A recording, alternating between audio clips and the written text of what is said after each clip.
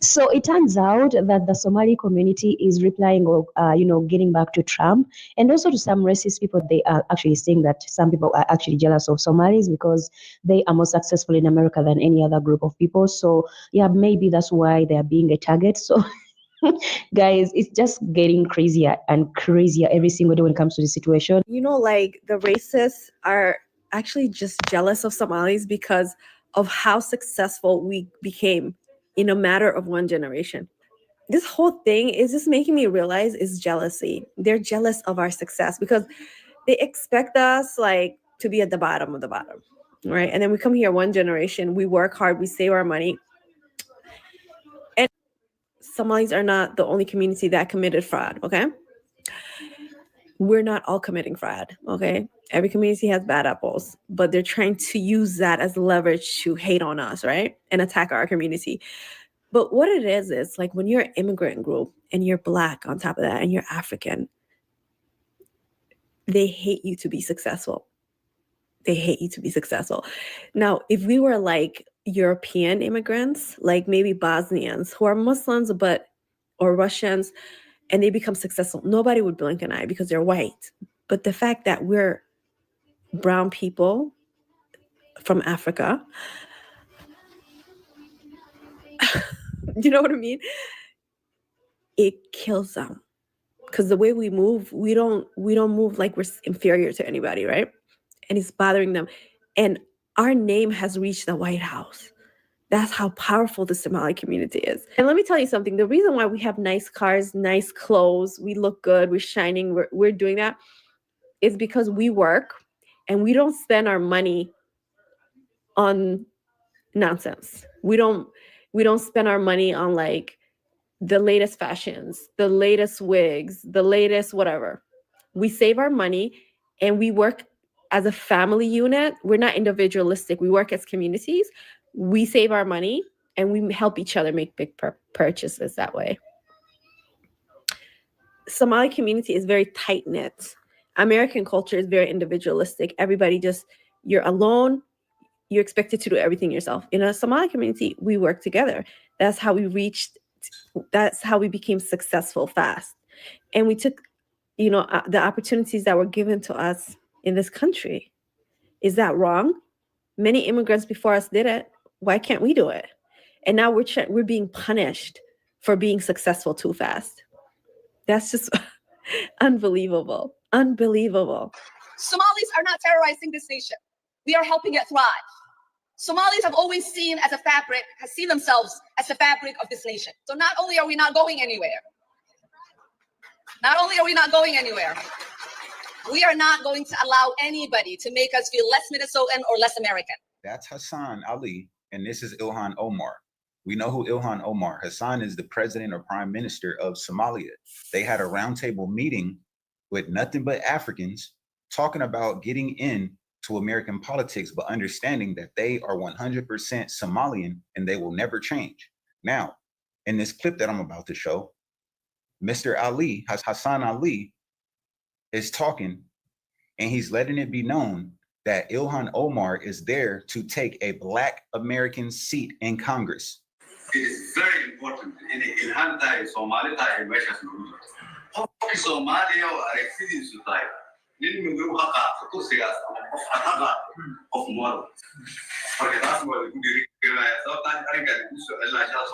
they are not here to be our friends. They are not here to fight for all Black people. They are here to fight for Somalians. That's it. Those are not my words. It's their words. It's their actions, right? So before y'all jump on here, look, just another jealous Black American. I'm not jealous of anything. We can't be beat. We're undefeated here. That's something y'all forgot. Mind you, this shit was on camera. So I want to know what y'all got to say about that. I already know that Black Americans have no allies at all. We don't have friends here. We don't have allies here. You guys come over here to this country, automatically look at us as enemy number one. Then you get caught on camera doing this kind of shit. It's absolutely crazy, but I love when people show their true colors. Please tell me who you are so I can believe you the first time. Ilhan Omar is big mad. She's not talking with all that arrogance today. The largest welfare fraud scandal in all of America's history has happened in her district, Minnesota. Refugees who come here under the alleged plight of asylum and fleeing persecution, and then come to the United States to abuse our system and rip off American taxpayers. And as I pointed out, the New York Times, to their credit, it was about 6 months too late, but they did write about how Somali immigrants in Minnesota have been ripping off American taxpayers. In fact, 86 people have been charged in a rampant and widespread fraud scheme spanning multiple programs in Minnesota.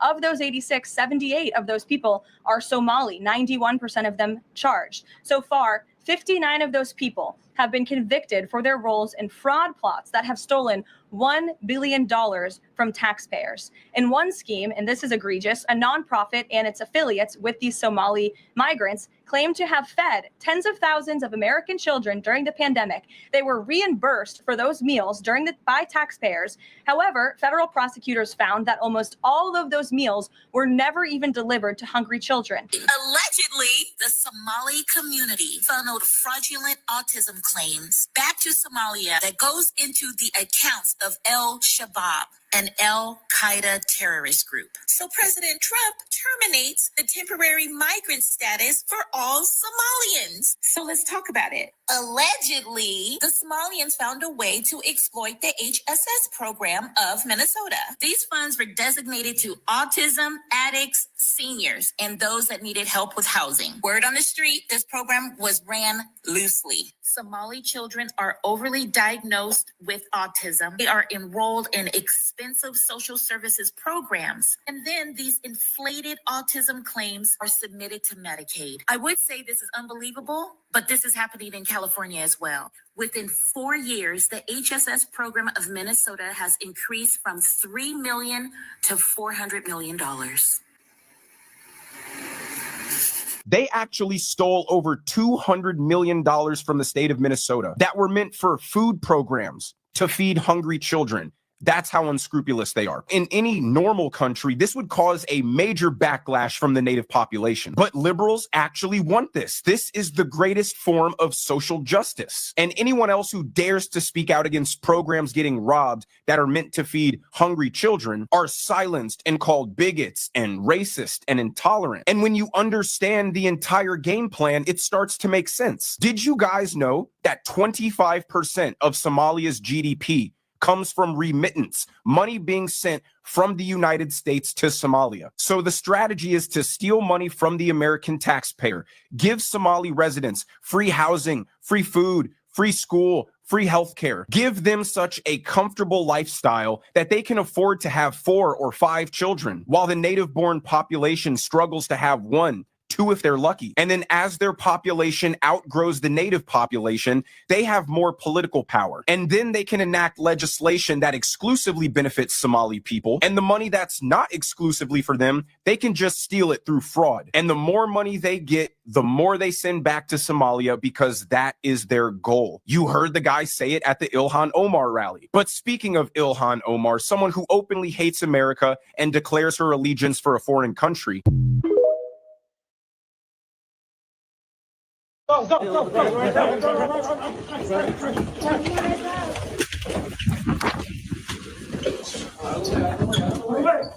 Stand back. Move back. This is the freedom. I'm coming to my process immigration. Sir, what country are you from? I'm from Winston. Go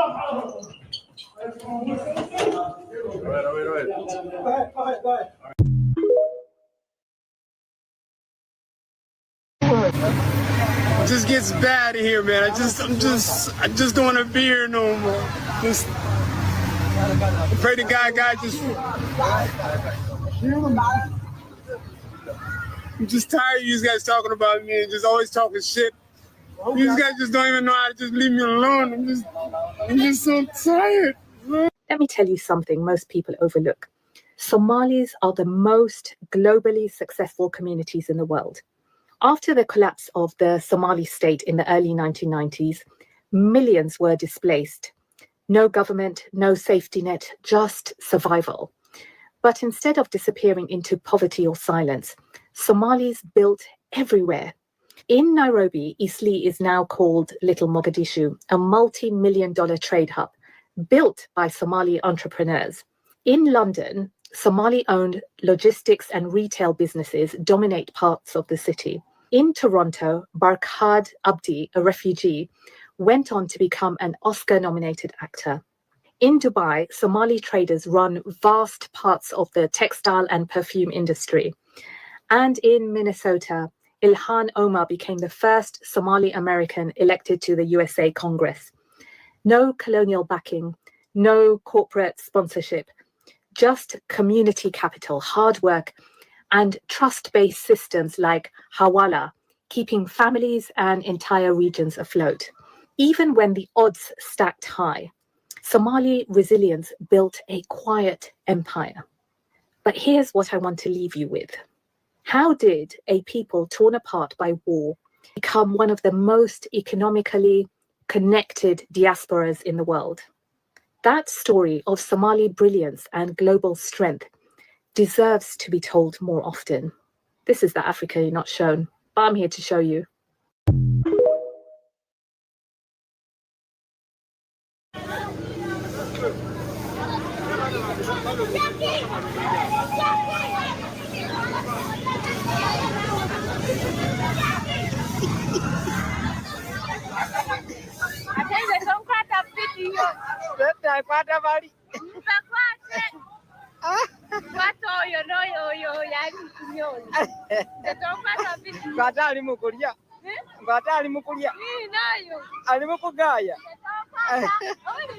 Msaja muganda super. Leka nawe nkukwate. Hey. Magana kusekerera. Naye nawe. Soe kwato nali mukulya. Labempa.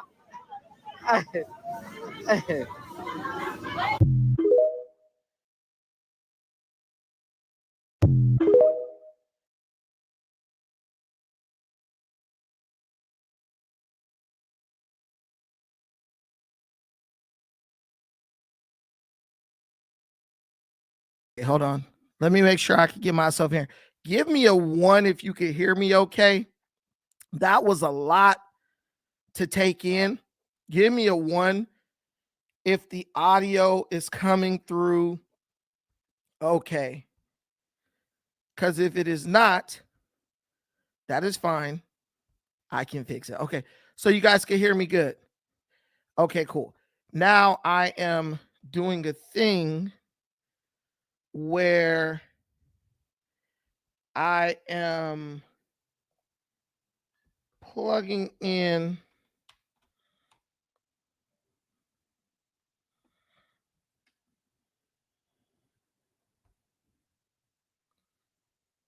I'm just making sure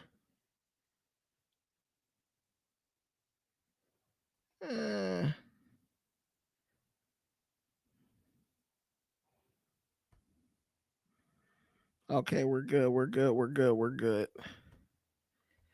Okay, I'm just making sure that I have my visuals set up okay, but we can, I guess, get started a little bit. The Somalis, they're at it again, man. These I don't understand. I really don't understand how these Somali people went from bragging about how well they were doing in Minnesota to they elect Ilhan Omar. She constantly agitates the president, constantly goes at Trump, right? And when Trump finally decides to go back at her, now she's a victim.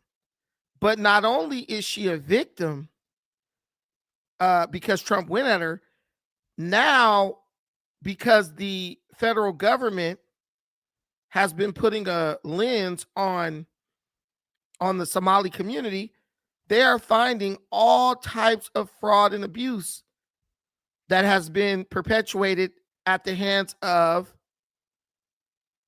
of Somalis. So we are seeing a situation. I'm telling you, when I say black folks, is black folks all over, and no matter where you go, I really mean that. Because all of a sudden, Trump goes after the Somali community, and somehow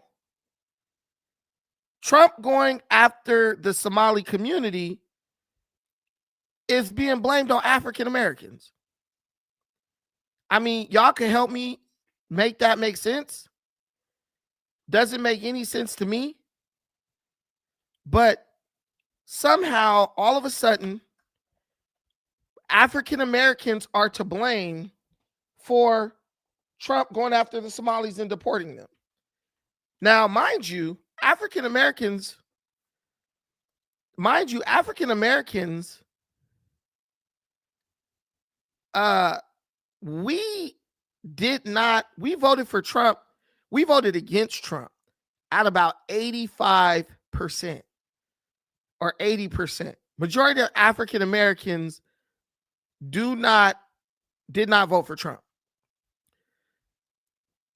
Many African Americans hate Trump because the Democrat Party tells us that to be black, we have to hate Trump. That's what they tell us.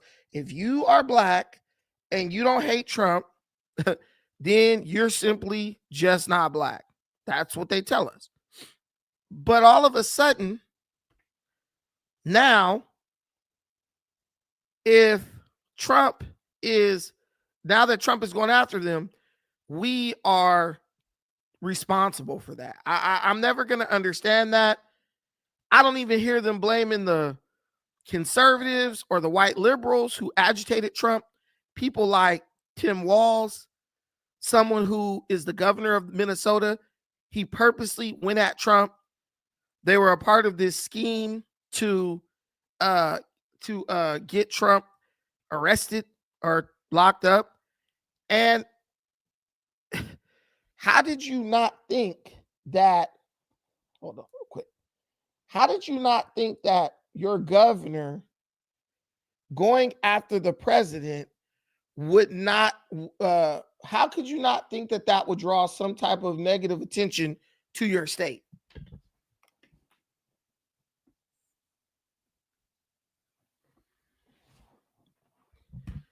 How did you not understand that if your governor, the governor of Minnesota, goes after Donald Trump, how do you not know that that was going to cause Donald Trump to give some extra attention to you, to what's going on there? At the end of the day, the Somalis, they were stealing. They stole almost $500 million from the American taxpayer. And ultimately, from what I'm seeing, it looks like they were upset that they were held accountable for it. That's the biggest thing to me. But my issue is, don't blame Black Americans for that. We didn't make you steal. You didn't share any of the money with us. You didn't cut us in on the take. But all of a sudden, now that a lot of y'all got to go back, a lot of y'all who were here under a protective status, now that y'all got to go back, somehow that's our fault. Like we the ones deciding who gets into the country and who doesn't. It makes absolutely no sense to me. I don't think it'll make any sense to anybody who's paying attention to this situation. We're now to blame because a bunch of Somalians stole from the government, and it's having a negative impact on them. Hold on one second, guys.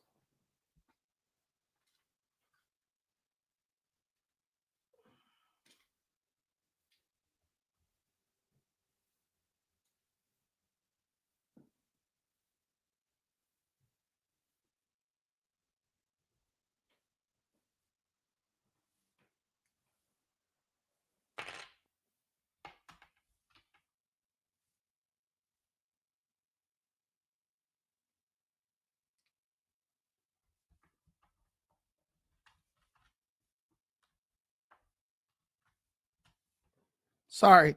I was trying to get this camera plugged in, but I think I've messed up. I think I've done something wrong because it's not working for me properly.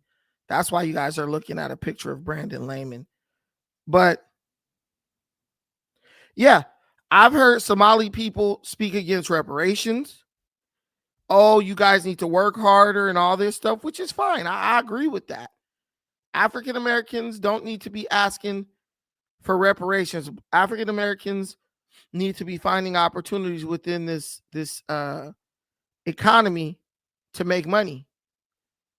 But at the same time, it's one thing if you're out here hardworking, just getting to the bag and you're telling other groups what they need to be doing. But it's a totally different thing if y'all out here stealing. If you out here stealing, it ain't really much you could say to anybody. If you're out here stealing and getting over on people, that's not like a noble thing. That's not something that other groups should be praising you for. I don't know what's going on with this.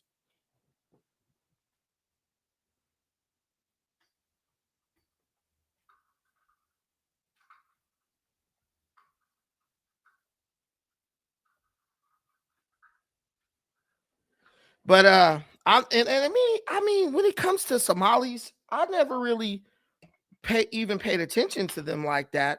I just thought, it's a lot of them out in Minnesota. I know there's like a lot of them who were like driving trucks and doing different jobs. I never knew that. I never would have imagined that they would be engaged in some high level theft from the federal government like this.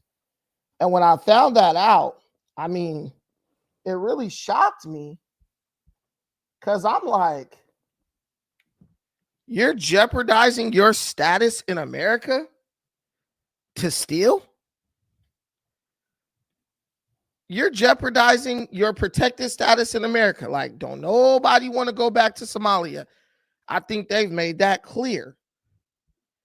Nobody wants to go back to Somalia, but you're jeopardizing your status, a protected status in America, to steal money and run scams and get sent back to Somalia. And I had a video of a guy who was crying. I don't know what happened to that video, but I had a video of a guy. He was in tears. He was in tears because he had to go back to Somalia. And he was just like, I hate it here. He hates it in Somalia. He just wants to come back. I don't know what he thought, but I guess they sent him to Dubai. They told him, we're going to send you to Dubai. And he believed that. But when he went to Dubai, they just took his passport in Dubai. And then they shipped him straight over to Somalia. That dude, talk about a man that looks sick as hell. That man looked hurt. He looked like he had just lost his best friend in the world. That man looked like he looked like he got robbed. What up, Smartino? Guys, I don't know what's going on with my camera situation, but it is what it is. This thing don't want to work today, so I'm giving up on it. I mean, what do you guys think? Tell me in the comments, like, what do you think about this situation with the Somalians? Do you think we should? Because, people look at me, they say, oh, you're a Pan-African. You're supposed to love all African people and all that. And I do. I do. But I also hate people who steal. I especially hate people who come over. They act like they have a superior moral compass. They act like they figured out something that no one else has figured out. And then you peel back the layers on the onion and these dudes is out here stealing. That to me is crazy. I think, we got some. Okay, we good, guys. I think we're good. That to me is crazy. To come off like, morally you're superior. And I have no problem with that. If you morally are someone who who has it more together than Black America on like a large scale, I'm okay with that. Help us out. I like the Nigerians. They still a lot too, but there's some things I think that they figured out that Black Americans have yet to figure out, as far as like working together, sticking together, the whole communal thing. I think there's a lot that they figured out that we have not figured out. But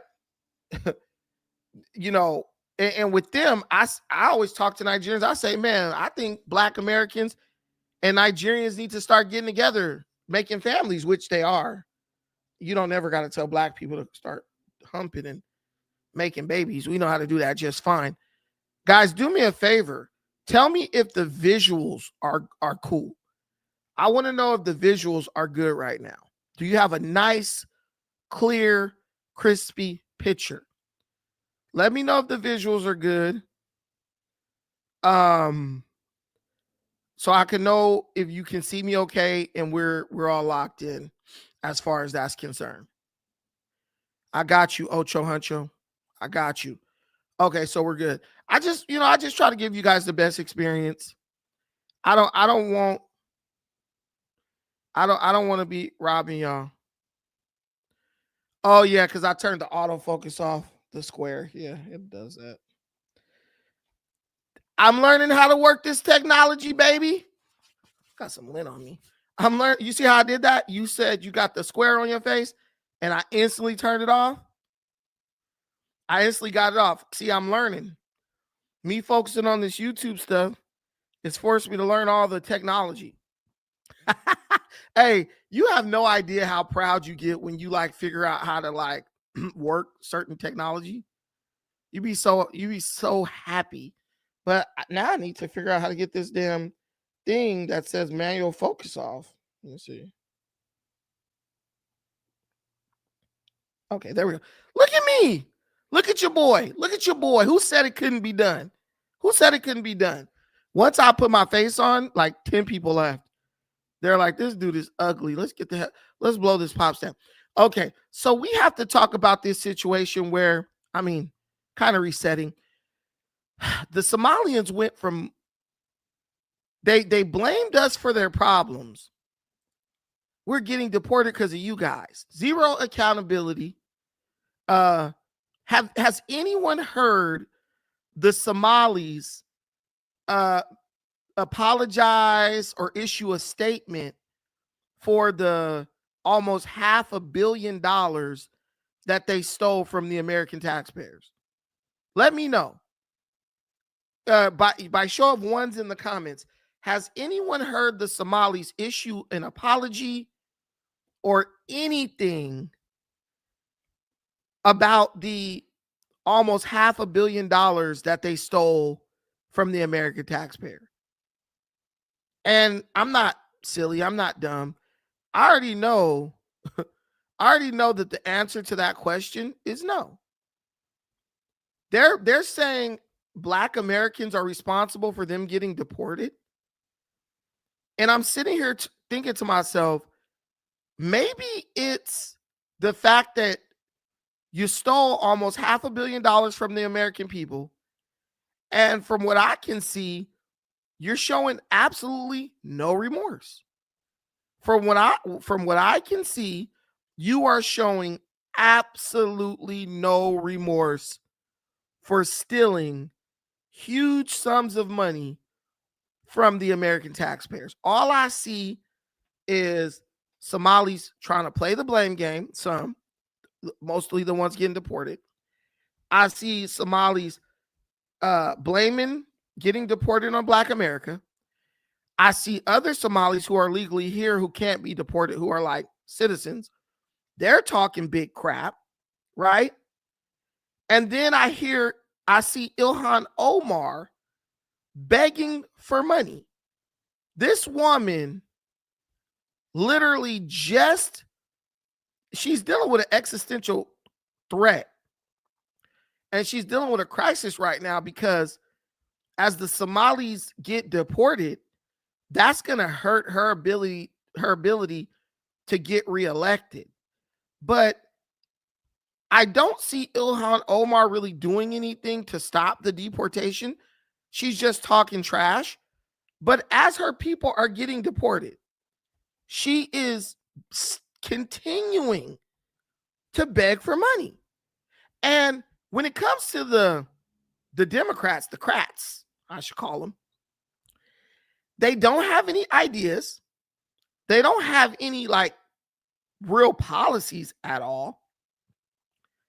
It seems like their only policy is to talk crap to Donald Trump and beg you for money. That's all I'm seeing. That is all I'm seeing. I'm seeing Trump's bad, Trump's evil, Trump's this, Trump's that. Oh crap, repercussions have come for me talking trash about leadership, talking trash about Trump, right? Now, can you please donate me some money? Can you please now give me some money? I don't see how all roads lead back to donating to these people. She's not the only one who does it. She's not the only one who does it. Jasmine Crockett does the same thing. We hate Trump. Trump is bad. He's the orange man. Blah, blah, blah, blah, blah. Now, can you please donate me some money? This woman has made it very clear that she does not work for the American people. She's made it very clear that she is Somalia's representative in America. She said this repeatedly. She said this repeatedly, right? But now, when she's in a rough spot, now that she's in trouble because of, her own mouth, she now is begging you to give her money. And the people who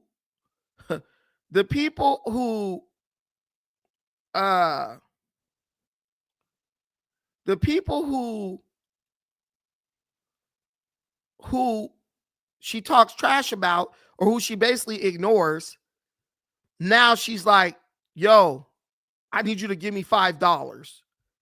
I need you to give me $10. Why is it like that with these people? And the people who vote for her, I'm asking you, what are you getting in exchange for your vote? Please tell me, what are you receiving in exchange for your vote? Because to me, it seems like all you get to do is listen to someone bash Trump, which is cool. That's fine. You get to listen to someone bash Trump, and then you get to pay them to not fight for you. You get to pay them to tell you to your face, hey, I'm not here to work for you. I'm here to fight for Somali immigrants, Somali asylum seekers, and Somalis who have protected status in the United States of America. I really don't understand it. None of these people can tell you what they're getting. I talk to liberal people all the time. That's fine. But I'm asking you, what are you benefiting from? How are you benefiting from supporting these people? That's the only thing I ask. How are you benefiting from you supporting these people? They haven't given you a single policy since Kamala Harris ran for president. The Republican Party has not brought forward, the Democrat Party has not brought forth a single policy or set of policies that are meant to fix anything. The country has serious issues. This country has serious issues, but nobody not a single one of them have come up with any policy that is designed to fix any of those issues. People, they say, oh, we got to focus on affordability. That's cool. That's a noble goal. Let's focus on making America more affordable for American citizens. I'm down with that 100%. Let's focus on making America more affordable for American citizens. Cool. How are they going to make it more affordable? They criticize Trump. They poke holes in what Trump is doing. Trump is the orange man. He's bad. Okay, we get that part. We got that locked in our psyche. Trump is the orange man. He's bad. We got that. Okay, but can you tell me how you are going to do what you're saying Trump is unable to do? And let's be real, everybody. We know the answer is no. We know the Democrats don't have any ideas, because if they had ideas, when they were desperate for Kamala Harris to beat Trump, they would have given us those ideas. They would have said, hey, Kamala, here's a way that you can address affordability. Here's a way you can go at Trump. Instead of doing that, they start something. You are FBA, bro. They are bringing affordability. Hey, I'll give you guys links. Does any of my FBA people got anything to say about the Somalis and like or the Democrats and how these people steal, but they say they talk about affordability? I'll tell you, and the link is in the comments. I'll tell you what helps make things more affordable. What helps make things more affordable is removing Somali migrants who were stealing $500 million from the American people. That's going to do a lot to make things affordable.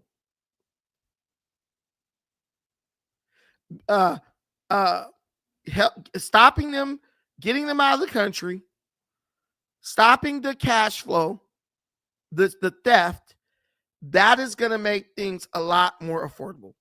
Because when people spend money, they steal money and then they spend it, that causes inflation. You know, people are way more wild with money that they didn't earn. That stops inflation. But instead of addressing that and saying, you know what, we condemn those people who stole, we condemn that theft ring where they found 78 Somalians stealing, they rather just continue to attack Donald Trump. They would rather continue to attack Donald Trump. Never addressing the real issues in their community that they claim they're all about fighting for. The only the number one thing they want to do, fight Trump. That's it. You could steal, you could kill, you could rob, you can turn this country into a total wasteland, like Fallout.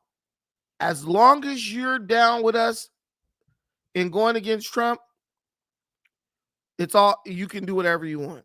It's a free-for-all. How do these people expect America to survive like that? That's my question. New charges last week against a 78th defendant in the Feeding Our Future fraud scheme, which prosecutors say involved more than $250 million in stolen funds alone on a federally funded child nutrition program has already resulted in over 50 convictions. So the governor had an opportunity to address this, and you would think that he would take the criticism and say, you know, I made a mistake. You know, he was on the campaign trail talking about that's what leaders do when he was running for vice president. But when he was pressed on it, he had this to say. Do you take responsibility for failing to stop this fraud in your state? Well, certainly I take responsibility for putting people in jail. Governors don't get to just talk theoretically. We have to solve problems. And I will note, it's not just Somalis. Minnesota is a generous state. Minnesota is a prosperous state, a well-run state. We're AAA bond rated, but that attracts criminals. Those people are going to jail. We're doing everything we can. But to demonize an entire community on the actions of a few, it's lazy. But that's Donald Trump. Deflect, demonize, come up with... Wait a minute. So he's like, oh, they're just demonizing a whole community because of the actions of a few. When a few people steal $399 million, it ain't just a few people who are touching that money. The biggest thing for me is, if you stole $500 million, there are people in the community who knew that you stole that money. Where are the whistleblowers? Where were the people who were exposing it? Tim Walz, how do you lose $500 million in a state and the governor claims to know nothing about it? I mean, I'm asking my audience for real. How do you steal 500, almost 500 million? It was 399 million. How do you steal 399 million and the governor doesn't know about that? No bookkeepers, no accountants, banks. You think a bank doesn't have a record of $399 million going through it? You think multiple banks can't see like, yo, this is a lot of money? I'm telling you right now, Desiree, if you put if you put $20,000 in a bank, what are they going to do with that money? They're going to hold the money. If you take $20,000 today, any of y'all who have ever had $20,000, go deposit $20,000 in the bank, cash. You're not going to be able to just go get that money right back out. They're going to hold you. They're going to hold that money. They're going to want to know where you got that money from, where it came from. If you have $100,000 in the bank and you go withdraw $20,000, the bank is going to want you to write down a receipt or a declaration or a piece of paper. You're going to basically have to sign off on the fact that you're taking that much money out of a bank. So if they do that for little peanuts like $10,000, $20,000, what do you think they're going to do for $399 million? $399 million. And this money is going into bank accounts for people who all occupy the same general area inside of a state. Make that make sense to me. You think they didn't know? They were in on it. Tim Walz was in on it. This is the most serious I've ever seen this guy look. He ain't bouncing around looking like a clown like he normally is. He ain't trying to make a bad joke like he normally is. He's looking very serious. Like he's trying to all of a sudden act professional. Where's the jokes? Where's the thumbs up? Where's the waving? Where's the jazz hands? Like how he was acting when he was on stage with Kamala Harris all the time. No, he's serious now. Because I'm telling you, if we follow this paper trail, I promise you this paper trail leads right back to the top. What up, Miss Berry? Hi, Brandon. Hey, what's up? Oh, not much. Getting home from work. $399 million, are you? No, I make my money honestly. I'm driving home from work right now.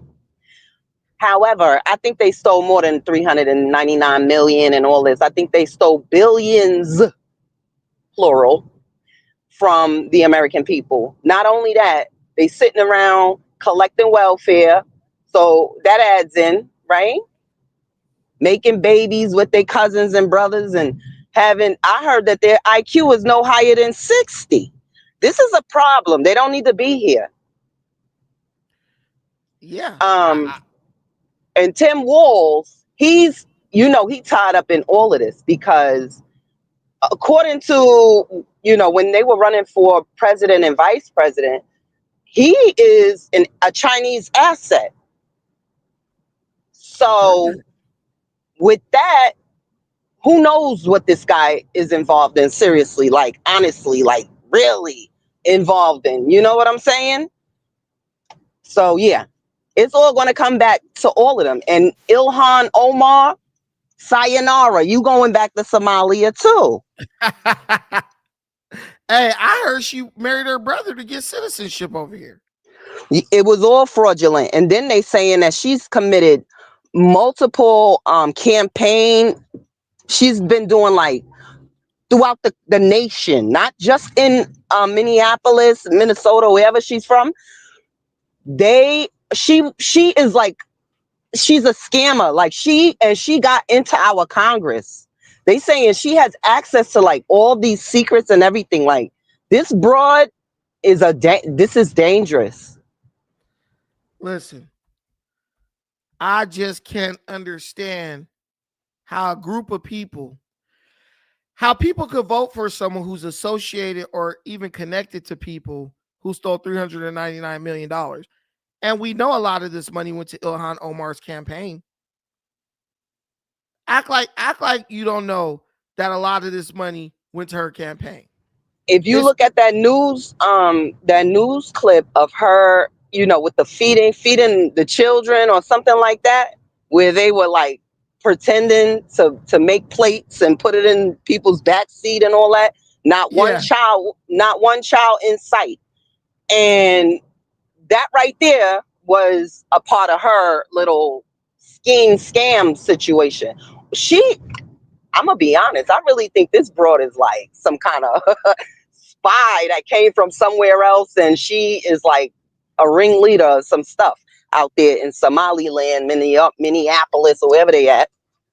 Oh, she married her brother so her brother could get citizenship.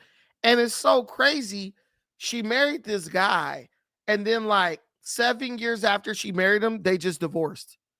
Like, and then she married a white man. Right. I was about to say, isn't she married to a white man? And aren't they the most dangerous and all this stuff that she keeps saying? Something. Well, look at AOC. Her damn boyfriend is white. They hate the and white he might man. be gay. He looked gay to me. Listen, they claim the white man is dangerous and all this other mess. But then when they choose who they're going to marry, that's who they with. Same thing with Kamala Harris. Same thing with Ilhan Omar. Same thing with Ocasio-Cortez. Same thing with Ketanji Brown. The list goes on and on. You got a whole bunch of like women of color, quote unquote. White supremacy is the greatest threat to America, but they laid up with a white guy. I mean, you just have to make that make sense. And they're using the plight of the African American to defend all these other people that don't have anything to do with us. That's why during campaigning, when they were all campaigning, oh, you know, they want to do this, they want to do that, you know, they threatening to do this, and they saying it like black people are going to be affected. It's going to be black people, but it's not us that are going to be affected by any of that stuff. We know how to survive. We don't need any of that. We want it, we could use it, but we don't need. You know what I'm saying? People they're gonna starve you to death. If you know black people like I know black people, black Americans, we ain't starving. No. I think we're doing very well. Yeah, and all that stuff that, you know, they want to try to tell us, oh, it's for you, it's for the it's for black people, but really it's for everybody else. Everybody else, all these people they brought into our country. Hey, I'm telling you, let me play this clip real quick. I found this dude finally.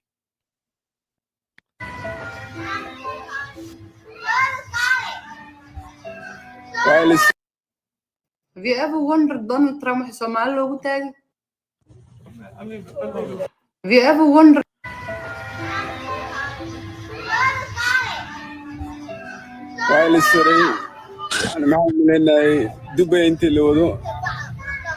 baasaboorkay waa laga qaatay waa inisa ku jiraa inta qof oo embassy la soo hadli karo ilaa ka baqdo la soo hadlo I'm Dali. I don't want to be here no more. I'm so tired of being here. This place. This is where I'm living.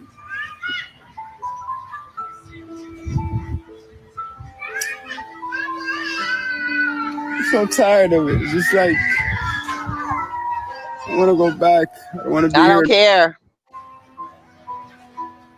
I don't cut my hair. I don't shave. I don't do nothing.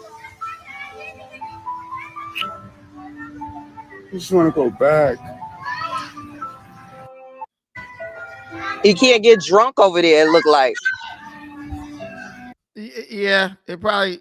I mean, at the end of the day, these dudes are like, I don't want to be here. I want to be in America. But you have to understand, you're not back there for no reason.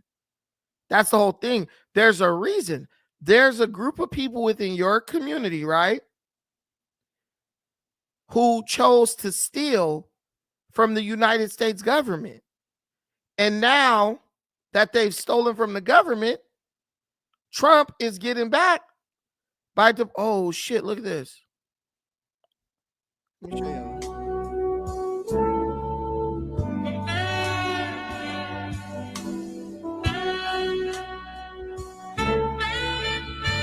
Oh shoot, let me feel the sound.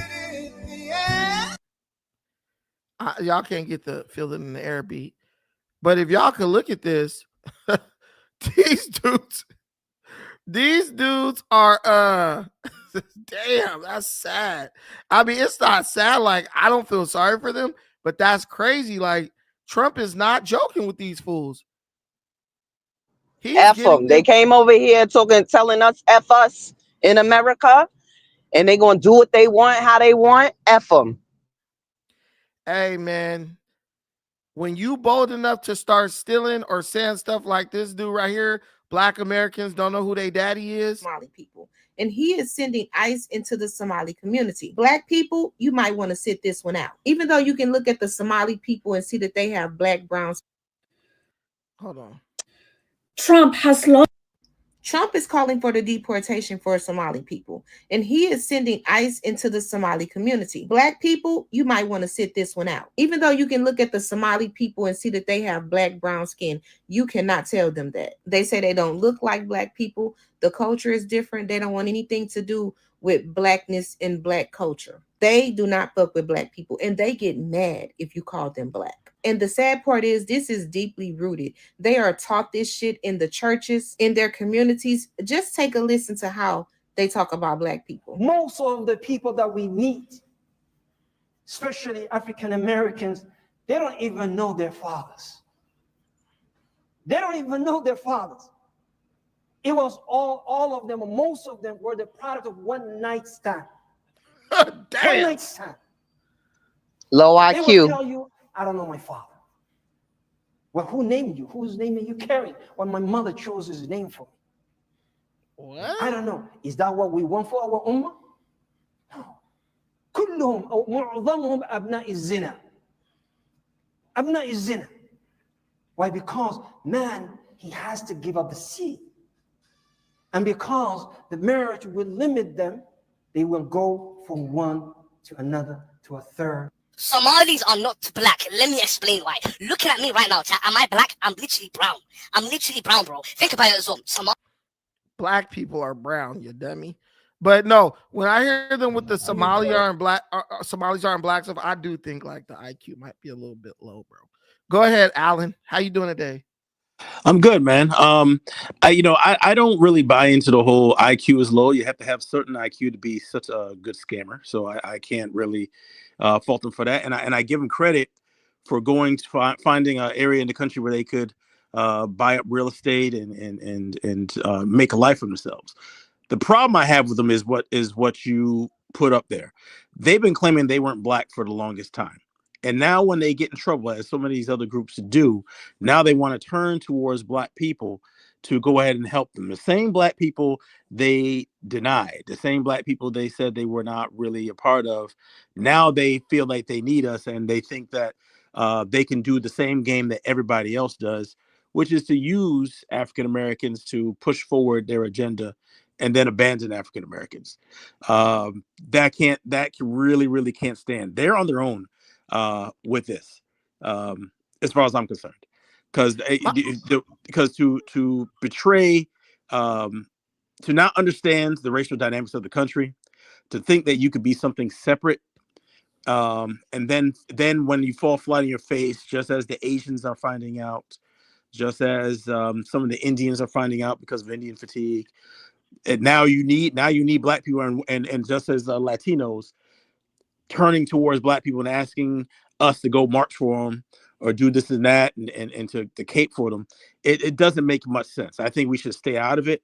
I think it's wrong to stereotype all of them as being degenerates or low IQ or this and that. But at the end of the day, they need to learn their lesson hard, because if they don't get this lesson, they'll never be of any use to us anyway. So it doesn't matter. I'm stereotyping. They stereotype. I'm stereotyping. That's number one. Number two, if you're not American, I really don't even be caring though. I'm gonna be honest. I do not care. If you're not from here, because everybody, I'm not from American. I'm not American. I'm not from America. Oh, my home. But this is my home. This is my home. So if you're not American, I really can't vouch for you. I really can't look for you. I can't be caring too much for you, because anybody outside of America don't give a damn about me. They don't give a damn about me. So there it is. If you're not American, I don't really have a care. I don't mind. Take them, go, bye. If you don't want to assimilate and become American or close enough to American, then you don't need to be here. Go home. Well, they want to assimilate to an extent, but I think one thing that we need to No, they don't. be clear about is that when we allow a whole bunch of people who are into Islam in large numbers, that changes things from a cultural standpoint significantly, and that always eventually rears its ugly head with conflict. So we need to be mindful of that. Why? Why do we need to be mindful of that? We need to be mindful of that because whenever you see Islam, when you see Islam in large numbers, there's a serious culture clash. Right. And so that means And they don't gel. They're not assimilating. They're not right. assimilating. Well, no, you can that's what that means. Right. My thing, but no, and what that, I'm saying, that's go ahead, Alan. But what I'm trying to say is that it's not just with the Somalis. I think that that whole Midwest seems to be a hotbed for Islam, and the way a lot of those people ended up, the kind of things those people tend to support do not align themselves very well with what your typical Black American or even other Black immigrants would support. And so we need to be careful with that and have an understanding of that. Plus, again, if you have a group of people who claim adamantly that they're not you, I am inclined to take them at their word. Yes, you are from the you have a significant admixture from the Arab Peninsula, so you're not the same as a West African. They're separating themselves even from other Africans. And so that makes them kind of dangerous. If they do that to other Africans, then what makes you think they're not going to do?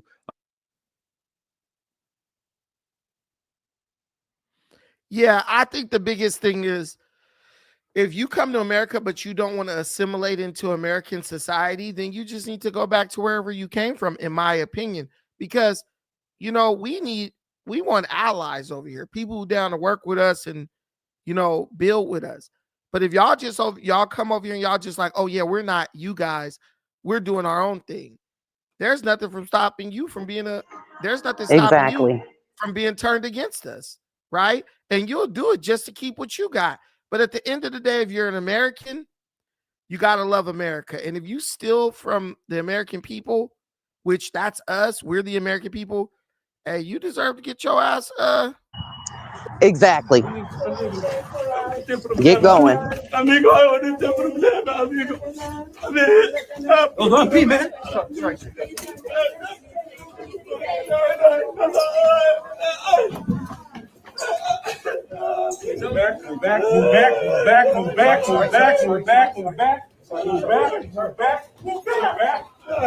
Out the way, girls. Out the way.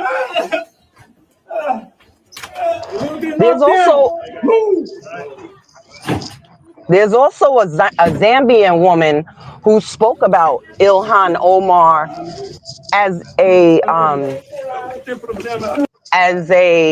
what do they call it? A naturalized citizen herself. And I appreciated that because that made a lot of sense. Yeah, I mean, Ilhan Omar's corrupt. What up, Costa, my brother? You looking like a Somalian in that damn picture. Don't get gaffled up, my brother, by accident. Unmute your mic. Okay, we can hear you. I can't hear anything. We can hear you. Good. Go out and come back in. Go out and come back. Yeah, he gotta go. Hey, so you said she spoke about Ilhan Omar as a naturalized citizen, and what happened? She was speaking from the perspective of a naturalized citizen, from one naturalized citizen to the next, if that makes sense. She's like they have a lot of people made videos about that, so I saw that. But is it on TikTok? I don't have TikTok. TikTok is the devil. You see, I'm looking it up on my damn laptop. I don't mess around with TikTok. But yeah, the lady, she's from Zambia. I don't know. She was screaming on Ilhan Omar, but the lady has on like a blue, maybe it is on TikTok. I don't know, but she has on like a blue or purple top. And she's speaking into the camera directly to Ilhan Omar about being disrespectful to America. And that's my big thing. Like, Ilhan Omar is disrespectful towards Donald Trump, right? And the president. And when she disrespects the president, what people don't realize, she's disrespecting the country. Yeah, so yes, exactly. The president is voted in as our representative, right? When you disrespect, bro, you're disrespecting the American people, but she doesn't care about the American people. She only cares about the American people as far as they can do something to help Somalians, right?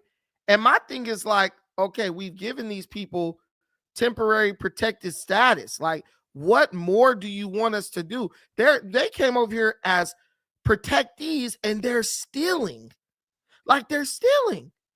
That's stealing, sending the money back to where they came from, which they scared to go back to, right? They sending that money back and they go visit. They get on the plane. They got records of these people going back home for week-long vacations.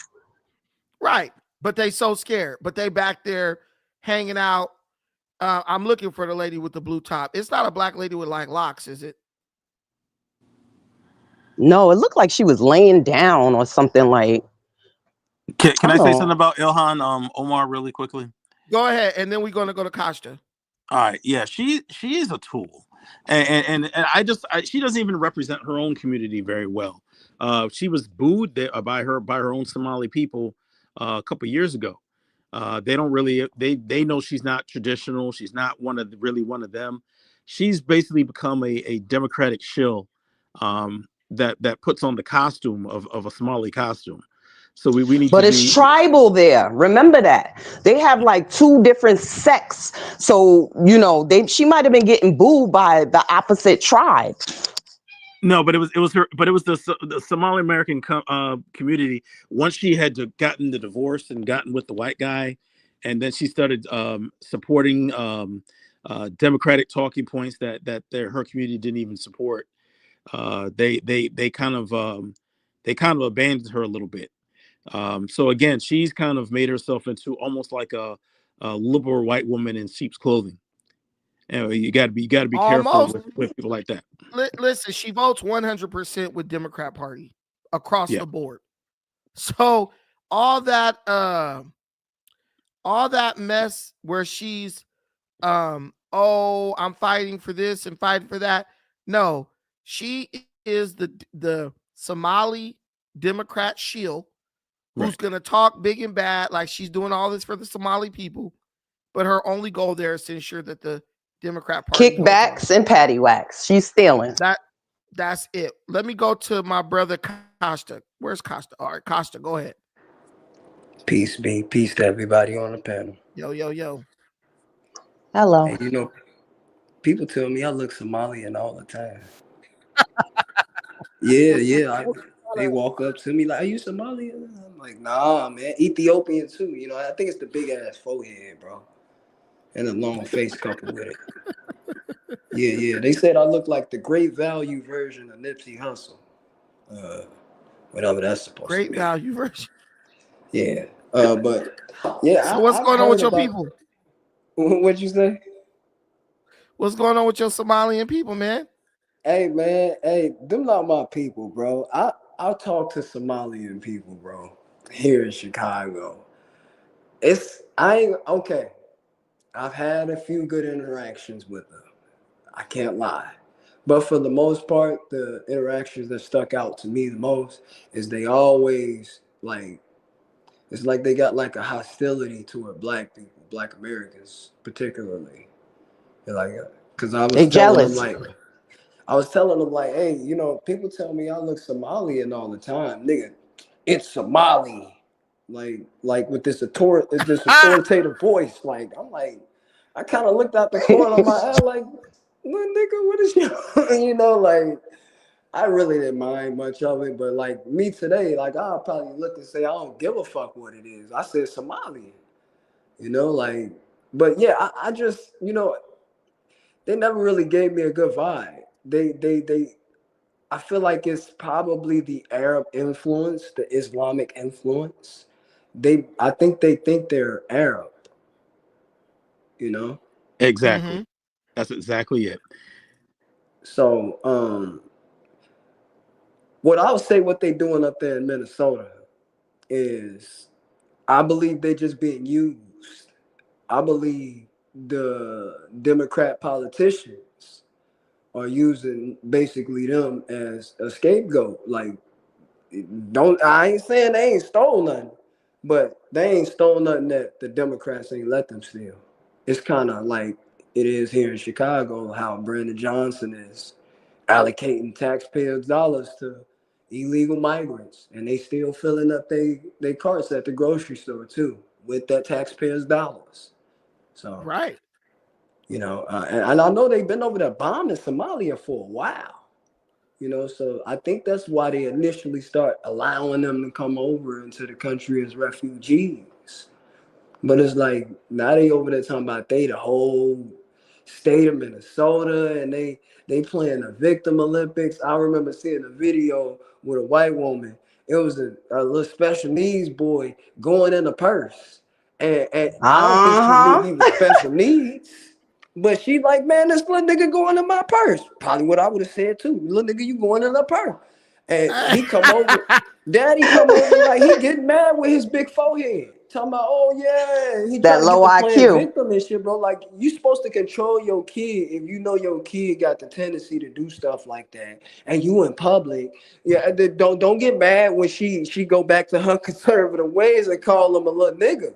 He was probably a good boy before he went in that purse, but soon he went in that purse, he a nigga. He a nigga.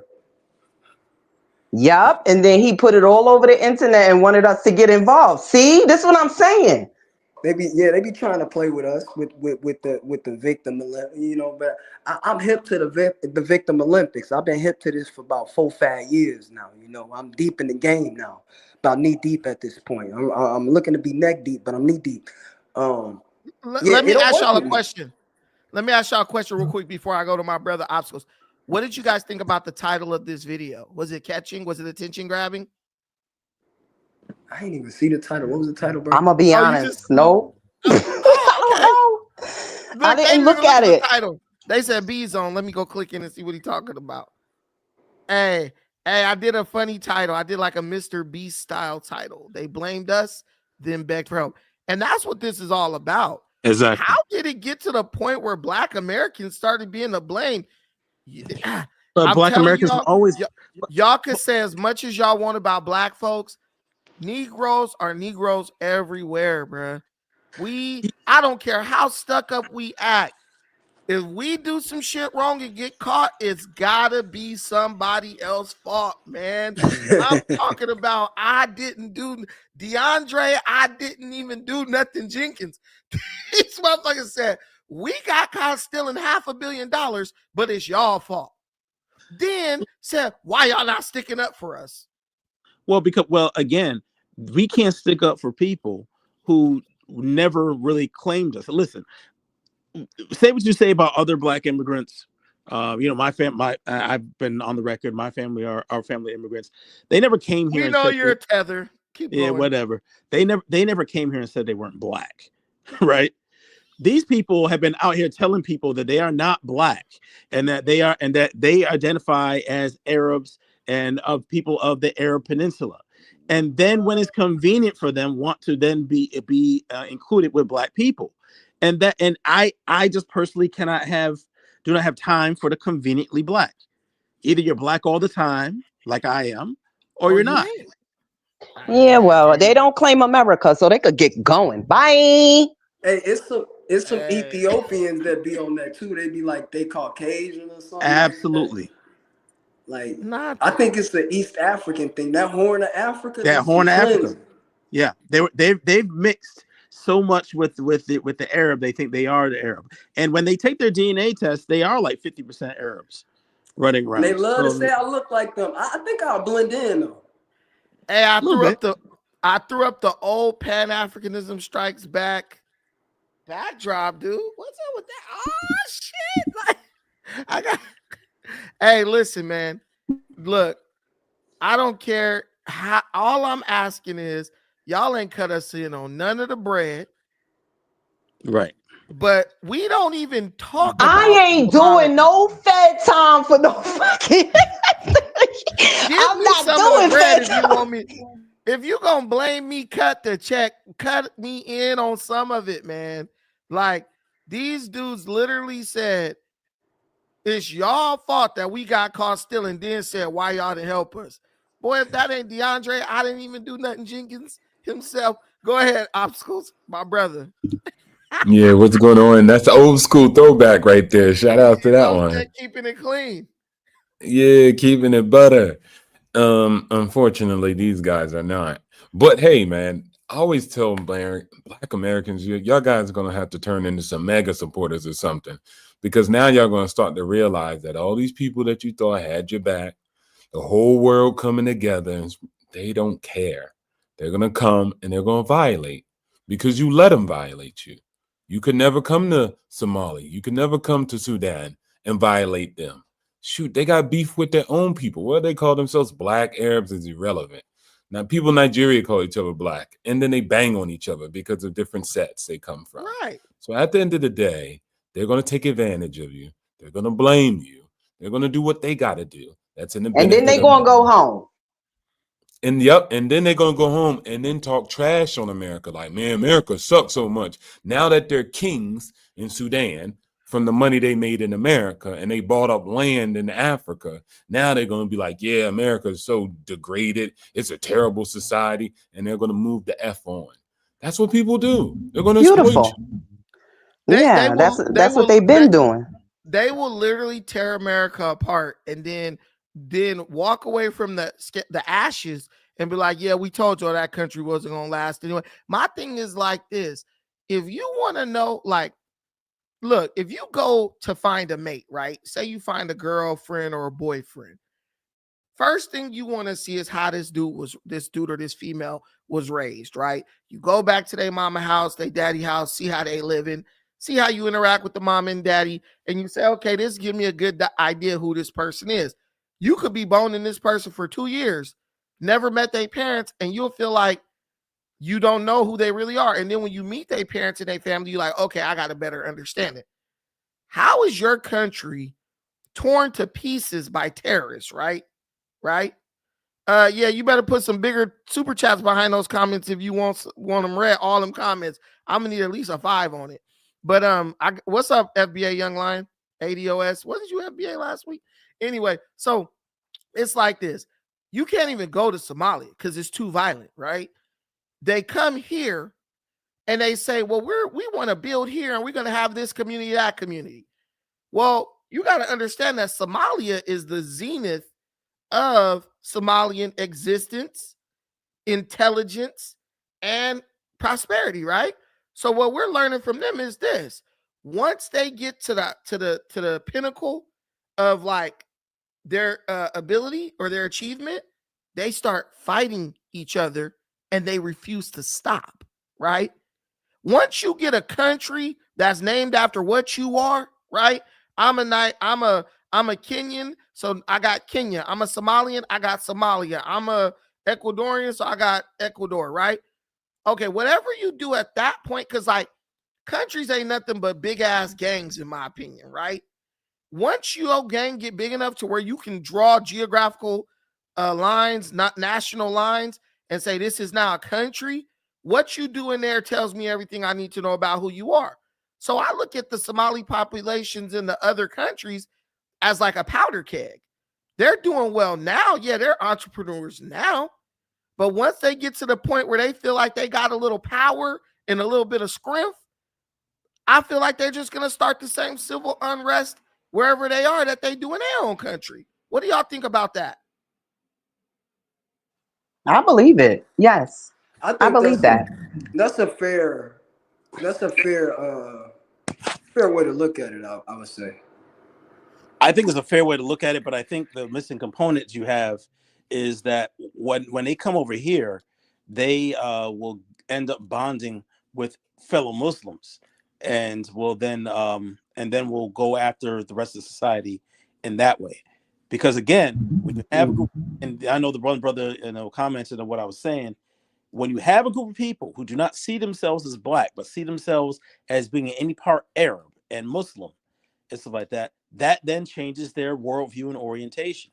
And they end up siding with people who have a far different worldview than what the average person in America, and definitely the average black person in America, has. And again, that's something we need to look out for with the Somalis. I want to see like the Jamaicans, the Dominicans, the Caribbean dudes. I trust them because when they come here, they assimilate. Like you wouldn't know Biggie was Jamaican. Not Dominicans, bro. I'm just saying in general. You know what I'm saying? They do assimilate to an extent. They start playing baseball and they want to be a part of society. You feel me? They start street gangs and beat people up. But I'm saying, like, you look at a Jamaican, you look at some of these dudes, these different Haitians, they'll assimilate, bro. They become part of the fabric to where you can't really tell the difference between them and a regular black American.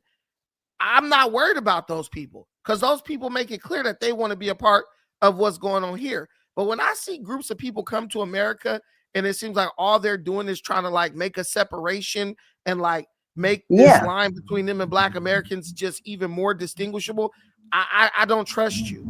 I'm looking at you like you're going to be sold to the highest bidder. Whoever bringing you the money, you willing to turn on black America. You know what I'm saying? Like, and I think as people, even if you say like you're Pan-African or whatever, right? I think you always have to look at things realistically. Like, okay, we all Africans, we all love each other, whatever. But you got Africans who feel in their mind that they are more Arab than even African. Can I really have a brotherhood with that person? Like, I mean, we'll go after Christians and say, hey, you took your slave master's religion. Not saying there's anything wrong with you doing that per se, but are you using that in a way where you're weaponizing it against your own? And that's what I feel like Somalians do and a lot of like Muslims do.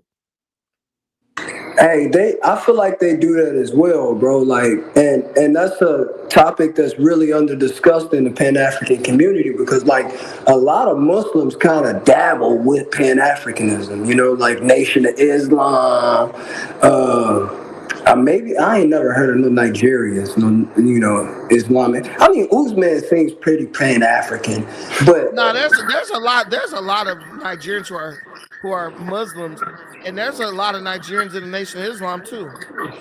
right, okay, yeah. So like, it's like they choose the religion, and because that religion, all religions, the core principles come from Africa, even Islam. But the religion was like kind of spread by Arabs, and it was forcefully spread. So I feel like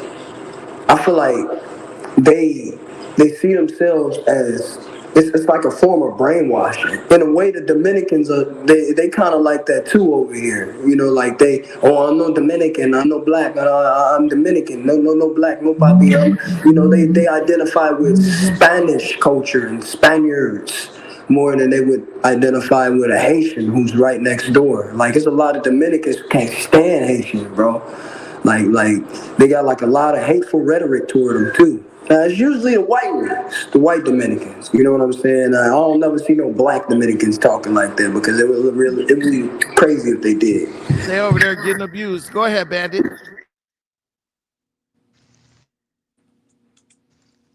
Me no black, papi. Me no black. Me Ghanaian. Play.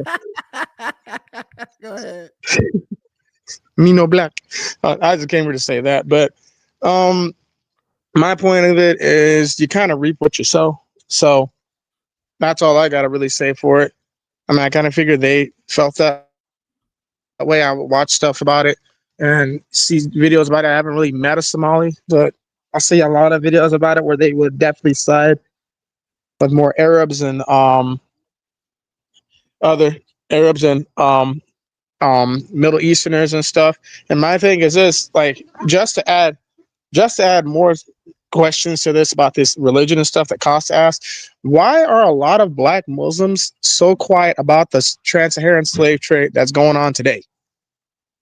Like, why do they duck about it? They attack Christian. I mean, they attack Christians. I mean, me as a Christian, yeah, I can say we've done bad things too. Like with the Congo still sold slaves to the Portuguese and all that. But like at the end of the day, like they were called out for it and stuff. But the black Muslims, I'm like, why haven't y'all said they did anything about the slave trade in the Sahara area, especially like the Somalis and all these other groups? You know what I mean? Yeah, I understand. I'm gonna play this real quick, and then we can go back around. Let me go here. Hi, so I just really want to make this video from like a human space. This is something I've been really meaning to say, and I'm so glad that I can finally articulate it to you guys. So I'm Somali. I grew up in Minnetonka. I've been raised here my entire life. I'm born here and I've lived here. I've studied here. I'm a pre-med. I do research, and that's usually the type of stuff I talk about on my page. But right now, I feel like it's really important for me to say this. What I'm going to say is that I have been getting so many messages telling me to go back to your country, go back to your country. But the reality of the situation is the United States is the only country I've ever known my entire life. And the thing is, the great irony of it all is I'm not the ambassador of Somalia. I don't speak for Somali people. I'm not a spokesperson for this community. I'm just one young person trying to study, navigate life, and live like any other 20-something-year-old living here in this state. And so something that I feel like is going on is that there's a lot of immigrant people. Let me say this real quick. So people are quick to be like, look, I'm not the ambassador. I don't speak for all Somalis, right? But let me tell you what Somalis do. And I don't really have an issue with Somalians unless they illegal immigrants and they stealing or they doing terrorism, right? If you're a Somali citizen, you're like a brother, sister to me, whatever. Just on the strength of our blackness and all that, I'm cool with you. But here's the thing. Y'all vote for people and put them in positions of power like Ilhan Omar. You're not the ambassador for Somalia, but she is the representative of Somali populations in Minnesota. So whatever she says, you guys get to deal with the consequences and the repercussions for that. That's like me being the head of a gang. And if I go outside and scream F to this other gang, F them. Well, you know, when my gang start getting hit by that gang, you know who's going to be responsible for that? Me. because I'm the one who's the leader and I represent the gang. So with the Somalian people, my statement to them would be, if you really didn't want to get deported and you're scared and this is the only country you ever knew, why would you elect someone who openly defies the president of the United States, says all types of dishonest stuff about him, and agitates bro, and thumbs her nose at him, and then you surprised when bro come and say, all right, y'all got to get out of here? Why would any country want to basically create an environment where they have a huge segment, a population of people who have anti-government sentiments and elect? That's the same thing like what they did in Palestine, in Gaza. You know, you had Yasser Arafat, you had democratically elected officials, and then those fools decided to make Hamas the ruling government of their damn strip, their area. Well, if you put a bunch of terrorists in charge, they're going to do terrorism, and then people going to come back to retaliate. So my thing is like, don't act surprised. Y'all sat and cheered and laughed and joked when she was agitating the president. And now that he done dropped the hammer on y'all, oh, please don't kick us out. Please don't deport us. Nah, y'all want this what y'all wanted. That's why y'all voted the way y'all voted. You get what you vote for.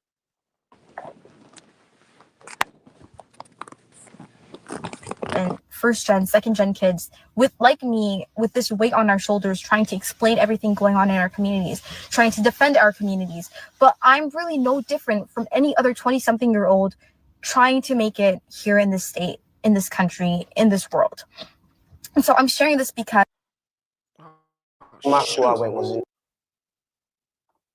hi, so I just really want to make my name is Sama. I am a Hold on. literally gonna talk to Dang, I missed that whole hi, video. so I just really want to make this video type of ambassador. We are just human beings. Yeah, I think that that's one perspective. Other 20-something-year-old trying to make it here in this state, in this country, in this world. And so I'm sharing this because I really feel like a lot of us are being treated this way and dealing with this quietly. But the reality is we aren't symbols. We aren't some type of ambassador. We are just human beings. Yeah, right. And Anton probably gonna say, this is the first time I'm seeing that video. But Anton probably gonna say the same thing I said. Like, that's one perspective. But you have to look at the way you're voting, the politicians you're supporting. She didn't wrote a check that her ass can't cash, as my granny used to say. She talked that shit. As y'all representative, she chose to take an anti-American citizen stance, right? Do things that the American people felt hurt America, and now they want y'all gone. Let me get this super chat, and then we go to obstacles. We'll start with my brother. Ados Young Lion, read my comments, Tubby. I'm reading it. This one right here, super chat. Read my comments, Tubby. I respect the money, my brother. I appreciate you. Thank you. I am a little portly. Unlike those You could have Somalis. said you know black. Me no black. Go ahead, obstacles, my brother.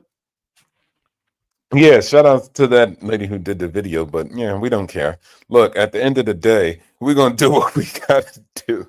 And if we gotta restructure some things up in here, then we're gonna restructure some things in this house. Remember, it's a privilege for you to be here to pursue the opportunities, right? It's not a right, it's not enshrined, it could change. And I think for the most part, when you're talking about people who just come here and take from the United States, and then align with people who are against the United States, that's going to have some problems and issues. We're a very tolerant country, too much that goes against our own benefit. And I thank them actually for doing that, because now you hear black people talking like this, and I never heard them talk so territorial. Yes. Never in my life. So if it wasn't for them and they were just quiet about it and just took from us, we would never see it.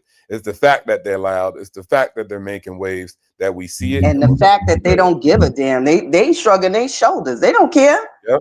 They'd give me the Kanye West shrug, like, whatever. Hey, nah, can I real say talk. something? And you can. I got you right now. You Here's remember the the thing too. time when, what was it? It was in quick place in Kenya where the Kenyans like were sent as troops to Somalia to help fight against the Al-Shabaab? I didn't hear what he said. Say that again. He said the Kenyans.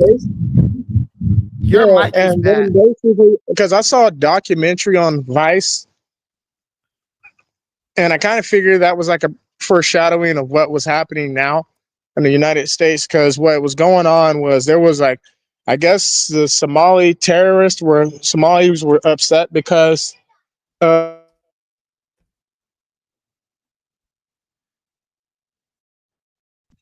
yeah, the Somali community in Kenya were upset, and I guess some terrorists went in and shot up a mall or something like that. And what happened was there were Somali leaders talking crap. And what ended up happening anyways was the Kenyan gangs and stuff started going in and started shooting up Somalis over. Go. Sorry, it's my daughter. Don't be sorry. The children, they come first. I know. I'm grilling. They're just getting next to the grill.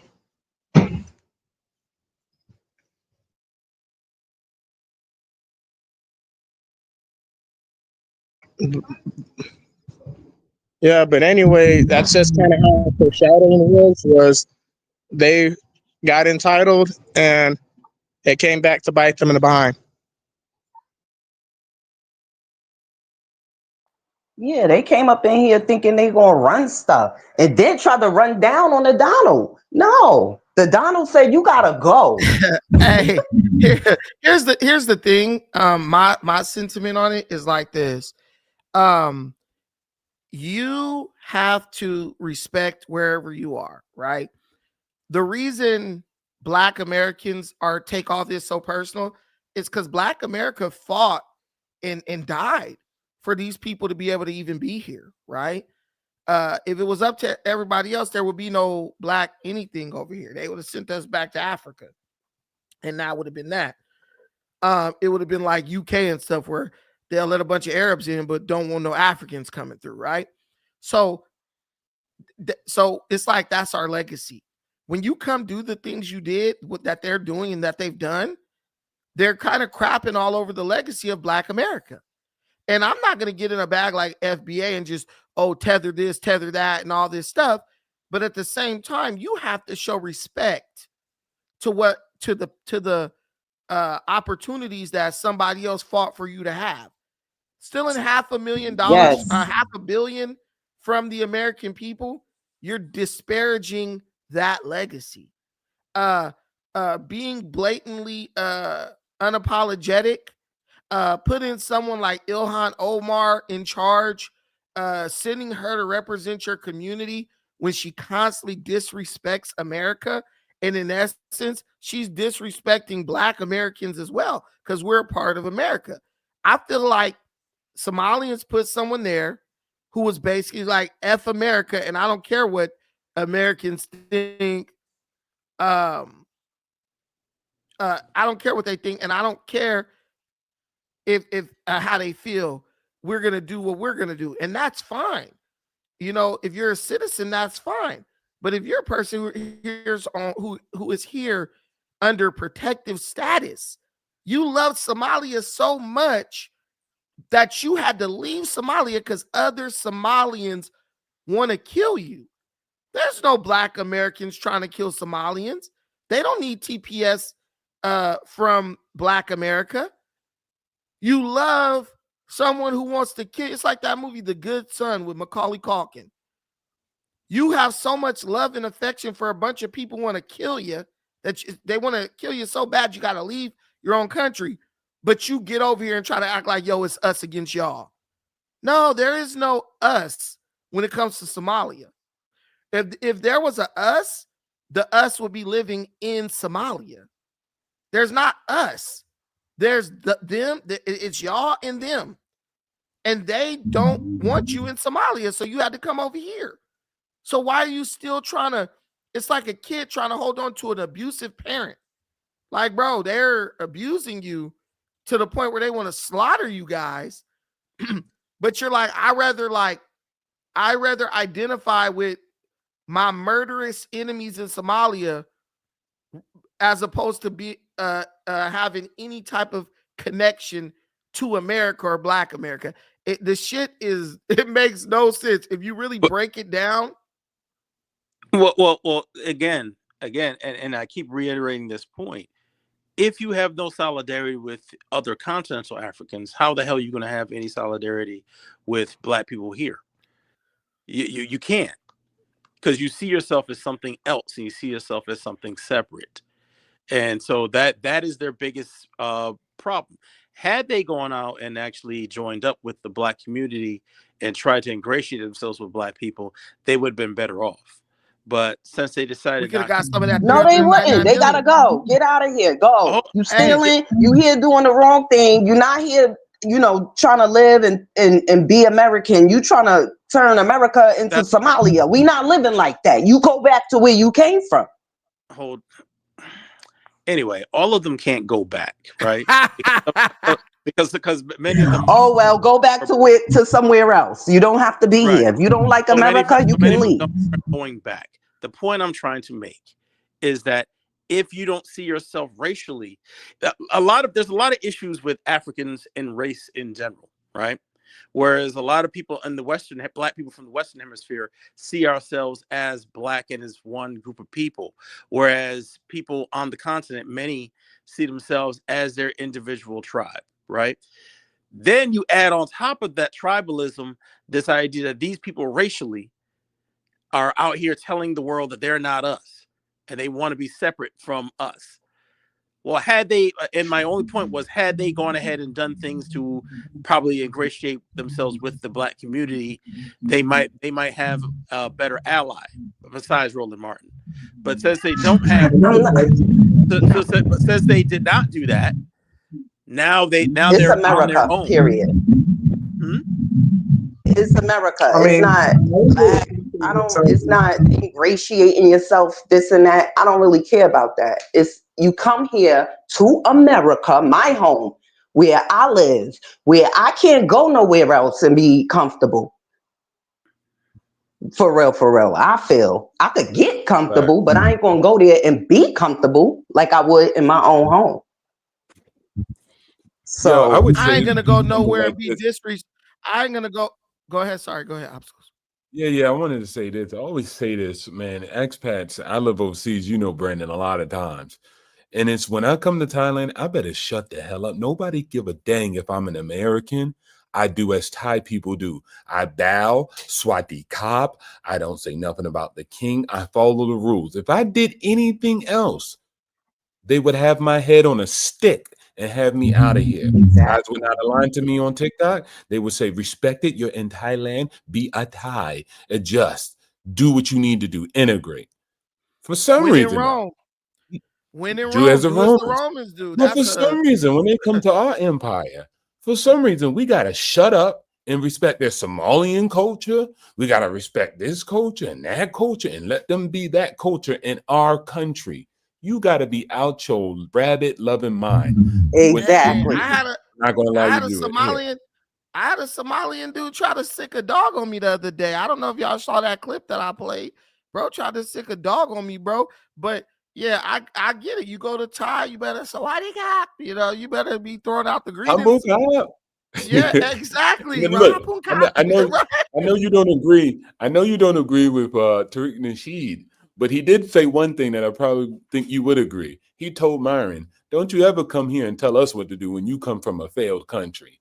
How you gonna come from a failed country and then come here and try to QB and quarterback what we got going on here?" Look, bro. The only thing you should be telling us is don't listen to us and don't be like us. That's the only lesson I'm willing to hear from somebody coming from a failing country. The thing with people like Myron is this, like, he's not they Black. lord this thing like this superior morality over Black Americans. But it's like, if that was the case, if you guys are superior morally, why can't you go back to your own country? Like, hey, you might not want to go to Watts, California, but you can go, you can walk around, and you're probably not gonna get killed. Can you say the same about Mogadishu? No. You know what I'm saying? Like, y'all got up and like, hey, one thing three, when he said you guys fled, and that's Yeah, you facts, fled. though. You were runaway. That's You facts. ran out on your country. You They didn't ran build the out. nation strong. You can't run. We could have and come ran out. back. We didn't. We stayed here as Black Americans. We could have ran out too from all the discrepancies we had in our past. But what did we do? We stayed here and built, and we forged it through. So Working through you it. talking about runaways that ran away from their country's problems to level up in another country and act like they still from that country and act like they will want to do something. And often they just go back and be overlords when they go back. Upper class now that they got the bag from America. So I'm like, nah, bro. And you see people like Over saying here stuff like, being disrespectful. you see people saying stuff like, oh, they're laughing at America and all that. And it's like, nah, I feel like with Trump, he's forcing these countries to, he's restoring the respect for America. Because see, immigrants used to come over and have a deep respect for America. Like my mechanic is French. Bro be like, man, fuck France. I love America. He don't never want to go back. I said, dude, excuse me. I said, if you didn't have to go back to France for your visa stuff, would you do it? He was like, I would never go back. I was like, what if you never get to see your family? I don't care. I would never go back. That's a real immigrant. That's a person who's like, no, my country done screwed me over too much. I'd rather be in America where I got freedom. I know a Canadian dude trying to move to Texas right now. He's trying to leave Canada and go work for an oil company in Texas. He's tired. He's done with Canada. That's the immigrants we want. We want the immigrants who are like, look, man, I'm done over there. That shit sucks. We don't need the people like, it's like when Democrats move from blue states to red states.